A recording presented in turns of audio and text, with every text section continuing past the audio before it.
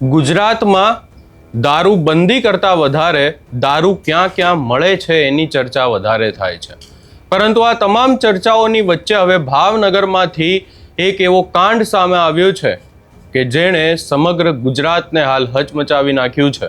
શું છે સમગ્ર મામલો એની વિગતે ચર્ચા કરીશું. નમસ્કાર, હું છું ઉજ્જવલ અને આપ જોઈ રહ્યા છો નિર્ભય ન્યૂઝ. આમ તો આપણે વાત કરવા જઈએ તો ગુજરાતમાં દારૂબંધી અને દારૂને લઈને હંમેશા ચર્ચાઓ થાય છે, પરંતુ હવે ભાવનગરમાંથી ફરી એકવાર લઠ્ઠાકાંડ સામે આવ્યો છે. જી હા, તમે બરાબર સાંભળી રહ્યા છો, કારણ કે ભાવનગરમાંથી હવે એક પછી એક નકલી દારૂના સેવનના કારણે યુવકોના મોતના સમાચાર સામે આવી રહ્યા છે. ખાસ કરીને જો ચર્ચા કરવા જઈએ તો ભાવનગરમાં કથિત ડુપ્લિકેટ દારૂના સેવનમાં વધુ એક યુવકની તબિયત લથડી છે. અને ખાસ કરી અને અહીંયા જો ચર્ચા કરવામાં આવે તો ભાવનગરમાં ભાવિન પરમાર નામના યુવાનની ખાનગી હોસ્પિટલમાં સારવાર શરૂ કરવામાં આવી અને ત્યાંથી એવી ખબર પડી કે અત્યાર સુધીમાં 15 જેટલા યુવકો ડુપ્લિકેટ દારૂના સેવનથી સારવાર હેઠળ છે. આ બાબતે અહીંયા વાત કરવામાં આવે તો આ આખી બાબતે પોલીસ પણ એક્ટિવ થઈ છે અને જે આ ડુપ્લિકેટ સેવનથી મૃત્યુ થયાના મામલે પોલીસ પણ એક્શનમાં આવી છે. પરંતુ અહીંયા સવાલ એ જ ઊભો થાય છે કે પોલીસ મોડા જાગે છે, પરંતુ જ્યારે આ લોકોને પકડવાના હોય ત્યારે કેમ નથી પકડાતા. ખેર, આ તમામ ચર્ચાઓની વચ્ચે ત્યાંથી જે દ્રશ્યો સામે આવી રહ્યા છે, પોલીસ દ્વારા શું કહેવામાં આવી રહ્યું છે એ પણ સાંભળી લઈએ.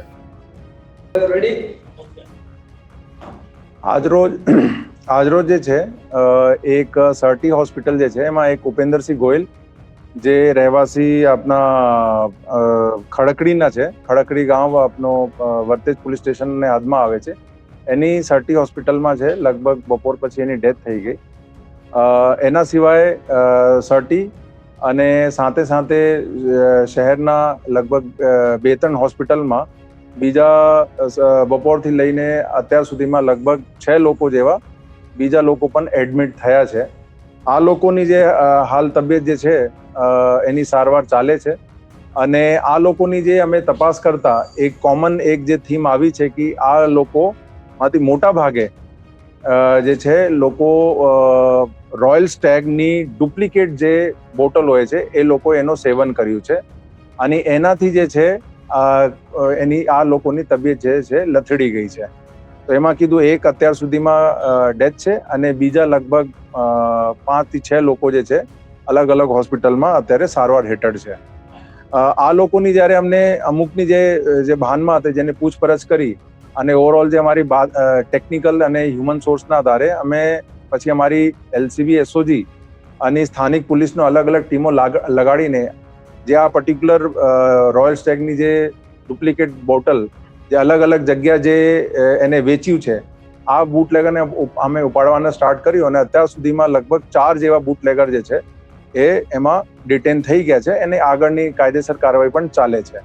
અને આ લોકોથી જે છે ઘણા બધા જે આ એનો મટીરિયલ જે છે આ જે રોયલ સ્ટેગના જે બોટલો છે એ પણ જે છે રિકવર થયા છે અને જે બીજા બુટલેગરોને જેને આપ્યું છે અને એનો પકડવાની પણ પ્રયાસ ચાલુ છે અને એનાથી પણ જે છે રિકવરી કરવાની સ્ટાર્ટ ચાલુ છે.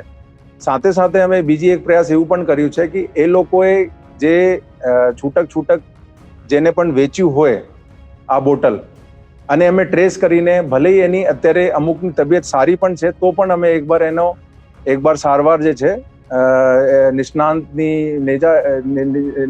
ડોક્ટરને જે આગેવાની હેઠળ એની સારવાર અમે કરાવી રહ્યા છે અને કોન્ટેક્ટ કરીને આગળથી. અને સાથે જે છે એક એની બધું સાયન્ટિફિક તપાસ માટે અમે FSL ને પણ કોન્ટેક્ટ કર્યું છે. FSL પણ જે છે જે બધું બાયોલોજિકલ અને જે પ્રોહિબિશનના બધા સેમ્પલ લઈને ને તાત્કાલિક જે છે FSL ના પણ એની અમે તપાસ કરાવશું. અને બીજા એનો મોટા ભાગે જે ઇન્ફ્લુઅન્સ છે એ વર્તેજ પોલીસ સ્ટેશન અને અમુક વિસ્તારો સિટીના છે. એમાં અને મોટા ભાગે મારા બધાને અનુરોધ છે કે આ ખાસ કરીને લોકો જે સેવન કરે છે રોયલ સ્ટેગ એ અત્યારે જે અમારે જે ધ્યાન ઉપર છે એમાં ઘણા બધા ડુપ્લિકેટ છે અને એમાં એના કારણે આ બધાની જે તબિયત લથડી છે. તો મારા બધાને આગ્રહ છે કે એને અવોઇડ કરે અને કોઈ પણ એની માહિતી હોય લોકલ પોલીસને કોન્ટેક્ટ કરીને એને કોનાથી એ બધું આપ્યું છે એ અમે આપે તો એના પર અમે વધુ તપાસ કરશું. અને કોઈએ બાયચાન્સ સેવન કર્યું છે, કોઈને બાયચાન્સ અમારાથી રહી ગયો હોય કે અમે કોન્ટેક્ટ અમારા લેવલે નથી થયું અને થોડું પણ ડાઉટ હોય તો તાત્કાલિક જે છે એ લોકો આપણા નિયરેસ્ટ જે હોસ્પિટલ છે અહીંયા એ લોકો જે છે સારવાર માટે ભરતી થાય અને એની સારવાર કરવામાં આવશે વ્યવસ્થિત. અગર સમયસર લોકો જે છે ડોક્ટરની એક્સપર્ટ એડવાઇસ લઈ લે અને ભરતી થાય અને એ લોકો જે પછી સારવાર જે આપે છે એને પ્રોપરલી કરવામાં આવે તો એમાં લોકોની ઘણી બધી એવા પણ લોકો છે જેની સિચ્યુએશન અત્યારે હાલ સ્ટેબલ છે.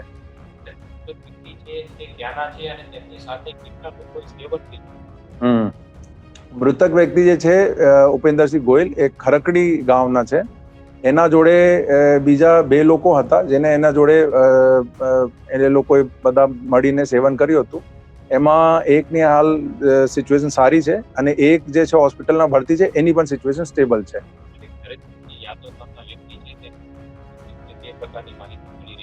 બટ એની અત્યારે હાલ અમારા પાસે એની કોઈ વિગત નથી અને એની કોઈ એવા ઓન પેપર અમારા પાસે કોઈ એવી જે છે રિપોર્ટિંગ નથી થઈ.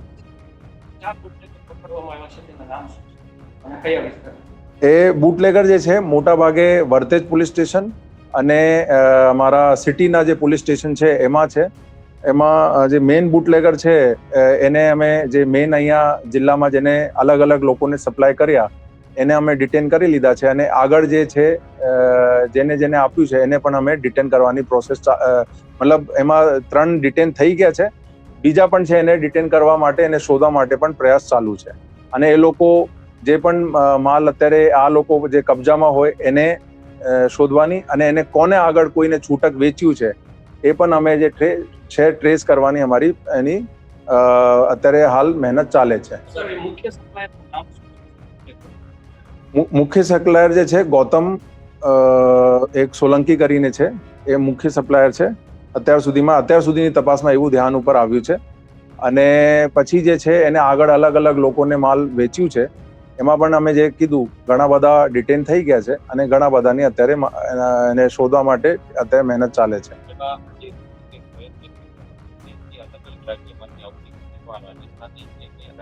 એ જે પ્રાથમિક જે ધ્યાન ઉપર આવી છે એ એમપીની છે અને આ પછી એને આગળની તપાસ કરવામાં આવશે કે કહાંથી આવી, એનો પ્રોડક્શન કેવી રીતે થયું, કોણ એને અહીંયા મોકલનાર હતા, એ બધું તપાસ અત્યારે હાલ ચાલે છે.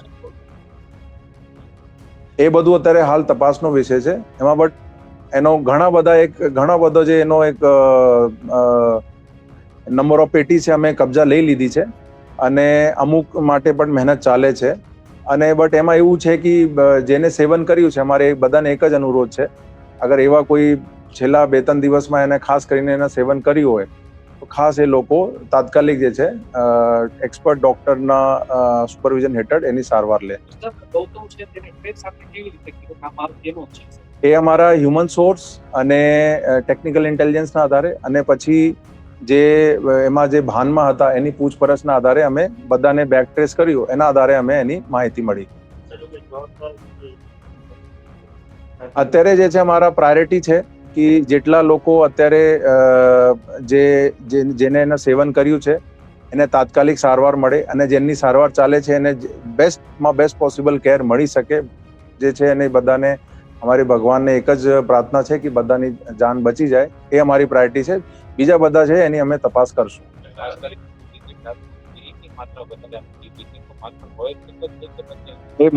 એ જે અત્યાર સુધીમાં જે કોમન એક વસ્તુ આવી છે રોયલ સ્ટેક છે, એની પછી અમે FSL તપાસ કરાવશું. એમાં શું ખરેખર હતું એની સાયન્ટિફિક તપાસ પછી જ ખબર પડશે. એમાં પણ ઘણા બધાની ધરપકડ થઈ છે. જે આપે કીધું જે ગૌતમ છે મેઇન, એના પછી નીચે ઘણા બધાને એને આપ્યું છે તો એમાં અમુક લોકો ડિટેન થઈ ગયા છે, અમુક બાકી છે. એના માટે મહેનત ચાલે છે.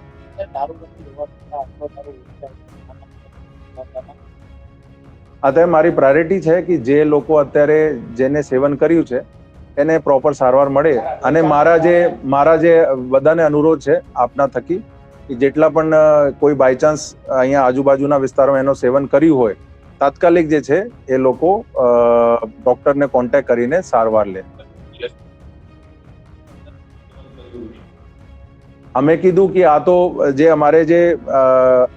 અમે જેટલા લગભગ જે 4 બુટલેગર પકડ્યા એના પાસે જેટલી માલ છેલ્લા 2-3 દિવસમાં એનો બધું લેવેચ થયું છે, એમાંથી 90% અમે બોટલ રિકવર કરી લીધું છે. બટ એક બે બોટલ એને કંઈ છૂટક વેચ્યું છે. એમાં અમુક લોકોની એમાં પણ એવું છે કે અમુક લોકોનો તબિયત સારી છે, અમુકની સ્ટેબલ છે અને અમુકની બહુ ખરાબ છે. તો હવે એ શું ખરેખર છે એ તો સાયન્ટિફિક જે તપાસ છે અને મેડિકલ ઓપિનિયનના આધારે કહી શકાય. એ અત્યારે બધું તપાસ એની ચાલે છે. અત્યારે જે સાયન્ટિફિક તપાસ જ્યારે થશે, જે બોટલ મળ્યા છે એની જ્યારે સાયન્ટિફિક તપાસ થશે પછી જ કહી શકાય કે એમાં ખરેખર શું મટીરિયલ મિક્સ કરવામાં આવેલ હતું. એ જે છે પરિવાર એનો અત્યારે જે ફેક્ટ છે અમે પણ બધું ખબર નથી. એ પરિવારે કોન્ટેક્ટ કર્યો હોય, પરિવારને રિપોર્ટ કરવું પડે છે, પછી આ બધું પીએમ થાય છે. એમાં શું થયું છે એ પછી અમે તપાસ કરશું.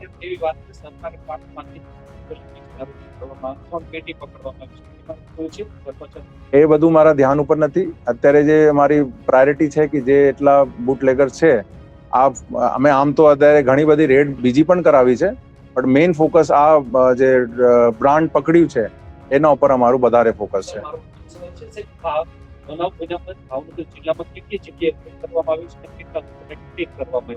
અમે કીધું આપને આ પર્ટિક્યુલર જે માલ જે બધા ચેનમાં લોકો ઇન્વોલ્વ છે એમાં અમે કીધું 4 થી 5 લોકો અમે ડિટેન કર્યા છે.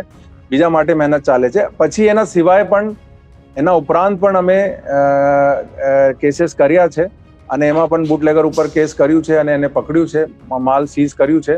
એટલે હાલ અમારી પ્રાયોરિટી જે છે આ પર્ટિક્યુલર જે ડુપ્લિકેટ જે બ્રાન્ડ છે રોયલ સ્ટેગની, એને કોને વેચ્યું છે એના ઉપર વધારે છે. એને પકડીને અમે કાયદેકીય એના વિરુદ્ધ જે છે બધા કડકમાં કડક પગલાં લેવા માટે અમે પ્રયાસ કરશું.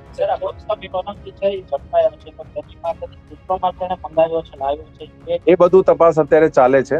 પણ અમે જે કીધું એને જે આગળ જેને વેચ્યું છે એની જ્યારે અમે આ લોકોને અમે ડિટેન કરીને એની પૂછપરછ કરી, આમાંથી 90% જે માલ છે એ લોકો પાસેથી કબજા થઈ ગયા છે. એ તપાસનો વિષય છે. અમે અત્યારે શું છે બીજા બુટલેગર્સની પણ અત્યારે તપાસ ચાલે છે, એટલા માટે અમે ઘણી બધી માહિતી શેર નથી કરી શકતા.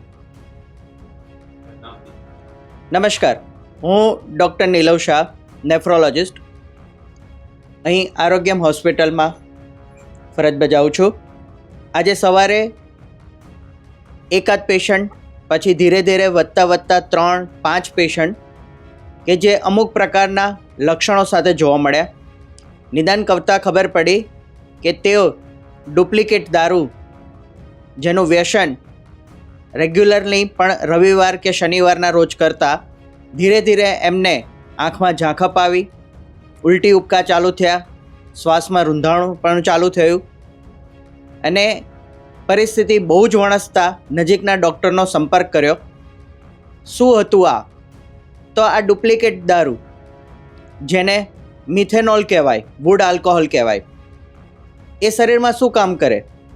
એ મિથેનોલ જ્યારે લીવરમાં પસાર થાય ત્યારે ફોર્મિક એસિડનું જનરેશન કરે અને આ ફોર્મિક એસિડ શરીરની અંદર એસિડોસિસ કરે અને જેના કારણે મહત્ત્વથી વિઝન લોસ અને કિડનીની ઇન્જરી થાય.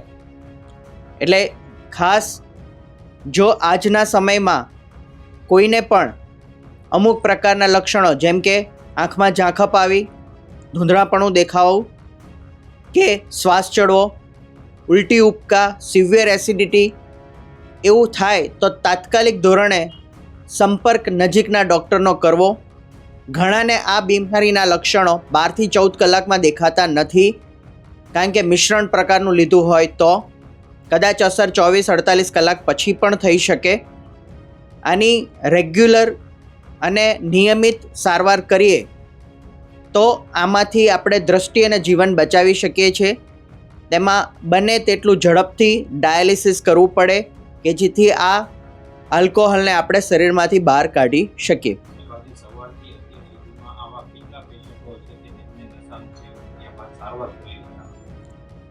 મારા ધ્યાનમાં 6 થી 7 પેશન્ટો.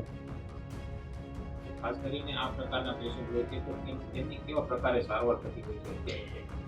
સૌથી પહેલી વસ્તુ, આમાં અમુક પ્રકારના એન્ટીડોટની જરૂર પડે અને આ જ વસ્તુમાં ઇથેનોલ, જે પણ આલ્કોહોલનું જ એક સ્વરૂપ છે, એ એન્ટીડોટ તરીકે કામ કરે છે. એટલે દારૂનું મારણ દારૂથી જ કરવું પડે છે. અને ડાયાલિસિસ સાથે સાથે એસિડોસિસ જે થાય એની પણ ટ્રીટમેન્ટ કરવાની, પ્રવાહી અને સપોર્ટિવ ટ્રીટમેન્ટ, જે મહત્ત્વની સારવારનું કામ હોય છે. ગંભીર કહી શકાય અને જો આની સારવાર સમયસર ન થાય તો કેવા પ્રકારની આડઅસર છે તે? અત્યંત ગંભીર. આ પરિસ્થિતિમાં સમયસર સારવાર ના મળે તો દ્રષ્ટિ ગુમાવી શકે છે અને જીવલેણ પણ સાબિત થઈ શકે છે. અહીંયા જો વધુમાં ચર્ચા કરવામાં આવે તો આ આખી બાબતને લઈને ખબર પડતાની સાથે જ મોડી રાત્રે જ એસએમસીના જે એસપી મયુરસિંહ ચાવડા ભાવનગર પહોંચી ગયા હતા અને આ આખી બાબતને લઈને ડીએસપી કચેરીએ તેઓ પહોંચ્યા. મયુરસિંહ ચાવડા દ્વારા સમગ્ર ઘટના અંગે એસપી પાસેથી માહિતી પણ મેળવવામાં આવી. ડુપ્લિકેટ દારૂના સેવનથી ખરકડી ગામના ઉપેન્દ્રસિંહ ગોહિલનું મૃત્યુ પણ થયું છે, જ્યારે અન્ય 14 જેટલા વ્યક્તિઓને નશાના સેવનથી અલગ અલગ હોસ્પિટલમાં દાખલ કરાયા છે. અહીંયા આ આખી ઘટના એક ગંભીર ઘટના છે અને હવે જોવાનું રહેશે કે આ ઘટનામાં પોલીસ દ્વારા શું કાર્યવાહી કરવામાં આવે છે, કેટલા લોકોની ધરપકડ કરવામાં આવે છે. પરંતુ સવાલ ફરી એકવાર એ જ ઊભો થઈ રહ્યો છે કે આવી ઘટનાઓ ઘટે ત્યારબાદ જ કેમ આપણે જાગીએ છીએ? આના પહેલાં શું આ તમામ બાબતોને આપણે કંટ્રોલ નથી કરી શકતા? આ સમગ્ર બાબતે તમારો શું અભિપ્રાય છે એ અમને કમેન્ટ કરી જરૂર જણાવશો ને અમારી ચેનલ નિર્ભય ન્યૂઝને લાઇક, શેર, સબસ્ક્રાઇબ કરવાનું ભૂલશો નહીં.